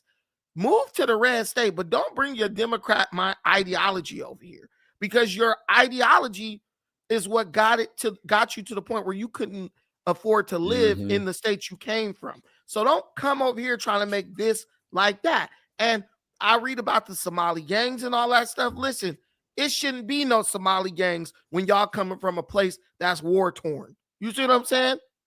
It shouldn't be no Somali gangs when y'all done ran up. When the shooting started, your daddy and mama jumped up and left. You ain't hard. You ain't tough. If you tough, go back over there to Mogadishu, pick up the AK and get busy. And I saw Get grizzly. Get grizzly, bro. And I saw a bunch of young dudes getting deported. So now they're gonna know what it's really like. You know what I'm saying? But if you gotta blame anybody, I will say blame Ilhan Omar. That's who y'all voted as y'all representative. She wanted to go to war with the Donald. You know what I'm saying? With Trump, and Trump showed her my stick is bigger than yours. Now deal with it. Now she's crying like a bitch. Check this out. Them didn't even talk to a Somali person. Have you ever said hi to a Somali person? No. Because they're literally the kindest human beings, the most hardworking people. You don't know shit about Somali people, but you're here judging, being jealous because they own businesses, they're successful, and they barely speak English, some of us. They get education, they get educated, they change their life. They're not sitting home looking at us. Change your life, do something about it. Jealousy is a disease. And I think that's one of the biggest issues people have with it. Everything is attributed to jealousy. You're jealous. Lady, you have these opportunities because Black America Right. You came over here and you could flush the toilet. Bitch. Like, what? Hey, I wasn't even thinking about Somalis until I found out they stole $500 million from the government. I was cool. I didn't even associate the shit Tim Walz was doing with them. I was cool. Whatever they want to do, we good. But now I find out y'all frauding me up out of my money, and it's a problem. And your reaction to it by saying you're just jealous. See, that's what's gonna make us beef with you. Seriously, Not all African Americans, some of African Americans. I had a conversation with so many African American people, and it's always fucking jealousy. How can they come from Africa, Somalia, and how can they own businesses? Yes, every people, every race, every religion, there's bad apples in it. There's bad people in it. Nobody's perfect. But if someone says, how can you, if a black American says, how can they own businesses, right? And then he finds out that y'all frauded the government for 399 million. Well, we understand now how y'all could own businesses. Y'all starting the businesses to cover up the fraud. And y'all probably starting the businesses with the money from the fraud. I know I could go get a brand new Tesla tomorrow. I got homies who run scams all day. Hey, bro, you want a Tesla? 10 bands. They'll get the whole car under a whole nother name, remove the tracker, all types of crazy stuff scammers can do, right? You can refurnish your whole house with a bunk credit card, the way these scammers are operating out here. Get in any apartment you want, right? Black Americans know how to scam as well. But we're not going to sit up and call out the degenerate criminal element of our community and then just turn a blind eye to the degenerate criminal element of y'all community. That's third world logic right there. We got all these super successful people, but then we got these like scammers who scamming for billions, and we're not going to say anything about it. That muddies the water, because I don't know who's truly successful and who's just a scammer living off the profits of scamming and stealing from people who are working hard for their money. See, that's the disconnect. She's talking about jealousy, but totally omitting the facts of the situation. If she would have got there, like, I know some of us scamming and stuff, but man, trust me, y'all, a lot of us out here just really grinding, getting it how we live. Listen, I've met tons of Somalis. Ain't no Somali gonna outwork you at nothing, bro. Physically working, no Somalis outworking nobody at nothing. They walk around with them little dresses on. Them dudes got them long shirts on. They walk like they're constantly at leisure, right? They'll work a shop where they stand behind the counter. That's the hardest labor I've ever seen a Somali do, right? So when you got these dudes making millions and millions of dollars, you're not getting that off of opening a liquor store. You're not getting that off of opening a donut shop. That money was getting stolen. We have proof. The paper trail ran back to 78 Somalis. Of those 78 Somalis, they could have funneled money to hundreds of thousands, if not millions of people. That helped advance you guys. And they totally ignore the criminal aspect. Y'all jealous of us just because y'all hit us. Bro, no one's jealous of you. You got caught stealing. So now you got to say y'all only came after us because y'all was jealous. Go ahead, whoever's next. Yeah, the only thing I wanted to say was that, yeah, I agree with that.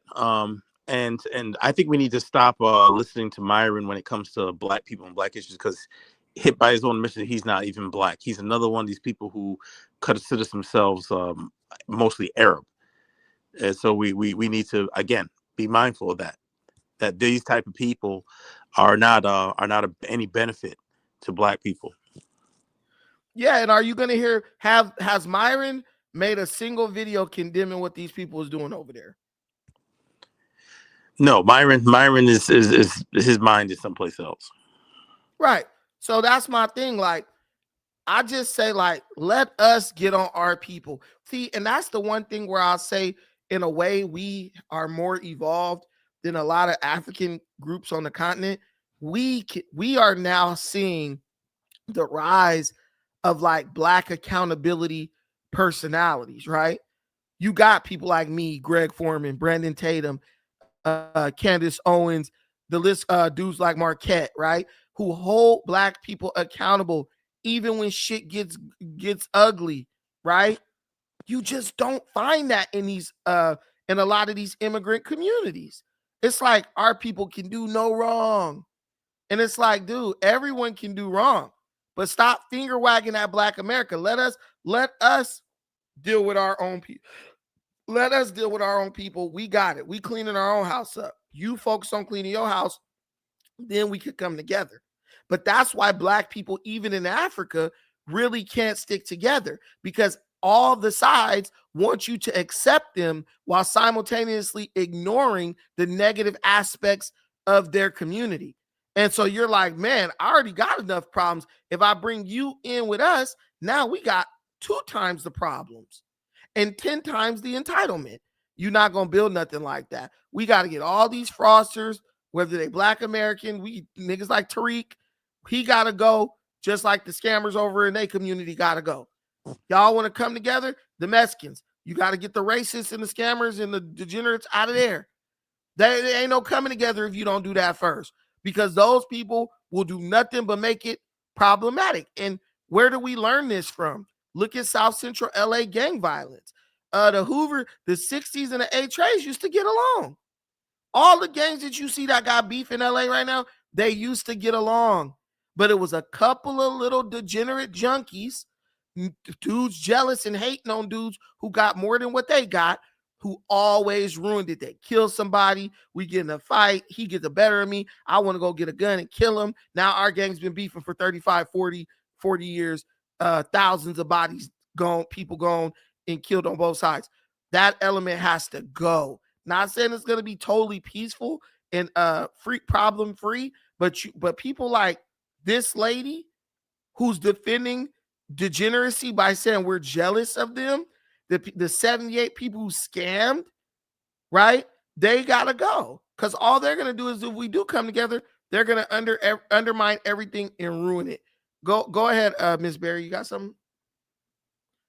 I don't really have anything to say. I don't listen to Myron or none of these people, but I'll say this. Sorry, Tim Walls, he's going to jail. Ilhan Omar, I think she should go to jail and then get deported back to Somalia. Go fix your country, chick. And the rest of the community of them, the Somalis and the illegals, really, that's how I feel about it. The illegals and the people that's lying, get them up out of here. The ones that can't survive without public assistance, get them up out of here. Get everybody up out of here that don't need to be here, and let America, breathe. That's all. Go ahead, Alan. Obstacles. What's up? Any final thoughts on this one? Yeah, get them all up out of here. Shout outs to Brandon. Look, man, you Somalians, I'm still holding on hope for y'all. My people's is ready to get y'all. They ready to deport, bro. They hitting the trap door button on y'all. They gonna hit it while y'all in the mid sentence. It's just drop Garbage. Garbage. Stop. So now you could be more diplomatic. They know the wrath that's coming. So you come through with the soft power, Brandon, and do what you do. Cop. But I'm gonna keep the aggressive position, all right? And then you got it. Hey, facts. Thank you, my brother. I appreciate you. Of course, brother. Hey, look, man, I'm still gonna hold out hope, but I'm just telling y'all, like, respect. I mean, as a person who's been all around the world, respect that's the number one. That gets you everywhere. Respect. I go to Kenya. I ain't disrespecting Kenyans. I ain't talking shit to them. This they country. They know what they need for their country, right? But like, man, you gotta have respect, bro. Like, what's going on? What's going on? But that's pretty much it. That's all I could say about that. Let me get this. Shout out to Buddy Eddie 5814 for the $5 holler. Preaching, Brandon. Also, Texas is winning with their high speed limits and excellent gun laws. Hot Latinas is merely a bonus. Okay, hey, Texas, that seems to be the land of milk and honey right now. Those hot Latinas, huh? Yeah, you like them hot Latinas? Ain't nothing wrong with that, bro. But I got a whole saying, be careful what you wish for. You might get it. Your fucking son can't make the basketball team. You're going to be mad. Hey, Papi, he's only 5'3", Papi. So keep running up in them Latinas and Asians if you want to. Ain't nothing wrong with it. I'm not going to knock you.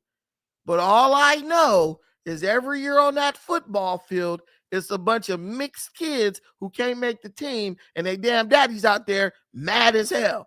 Hey, bro, you chose to run up in little Harpoon Cop. You chose to run up in little Senora, Chiquita Banana. Just the genetics. Make sure they got what you need. Get you one of them big Mexicans. You know what I'm saying? One of them chicks who grew up on a ranch. Her daddy was a caballero or a vaquero or whatever you call it. If you get you an Asian, get you a Mongolian. You know what I'm saying? Get you a Samoan.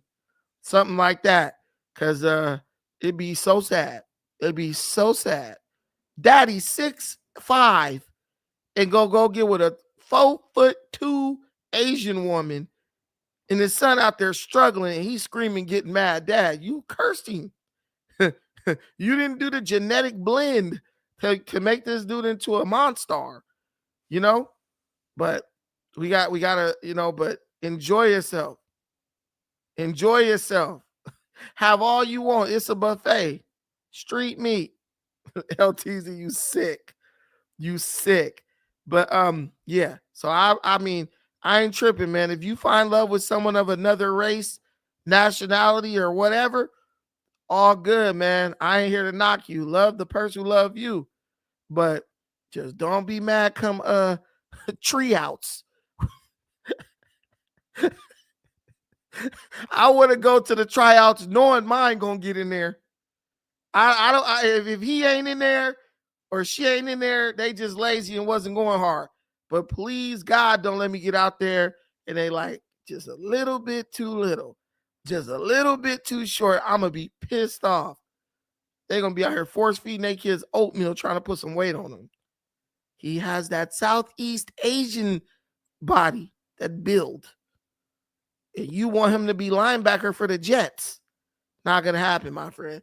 Thank y'all so much for watching this. We had a little technical difficulties in the beginning, but we were able to power through that. And you guys are a really good, resilient group. I appreciate that. We are working. We're getting these numbers up, and it's actually working. Definitely trying to start off the month strong. Christmas is coming up, the holidays, my favorite time of the year. You know, blessings to the Somalis, man. I wish all y'all the best when y'all go back to y'all country, and the ones here, just do your best to be as American as you possibly could be. That's going to ensure your longevity in this country and all of our prosperity and brotherhood and unity. Because the goal is like, you know, we all have more in common than we have different, but we have to always keep that at the forefront. The little religious beefs and the little ethnic beefs, yeah, that stuff is irrelevant at the end of the day. No one's better than anyone. Just because you toot your booty up in the air to a different God than the next person, that don't mean you better than them. It just means you have a different. It just means you have a different belief system, and there's nothing wrong with that. But when we start weaponizing our beliefs and lording our beliefs over other people, that's where we mess up. And I would say that's where we fall short. Thank you so much for watching this. I appreciate everything you do for me and this channel. Till the next time, take care of yourselves. But most importantly, please take care of each other. Peace.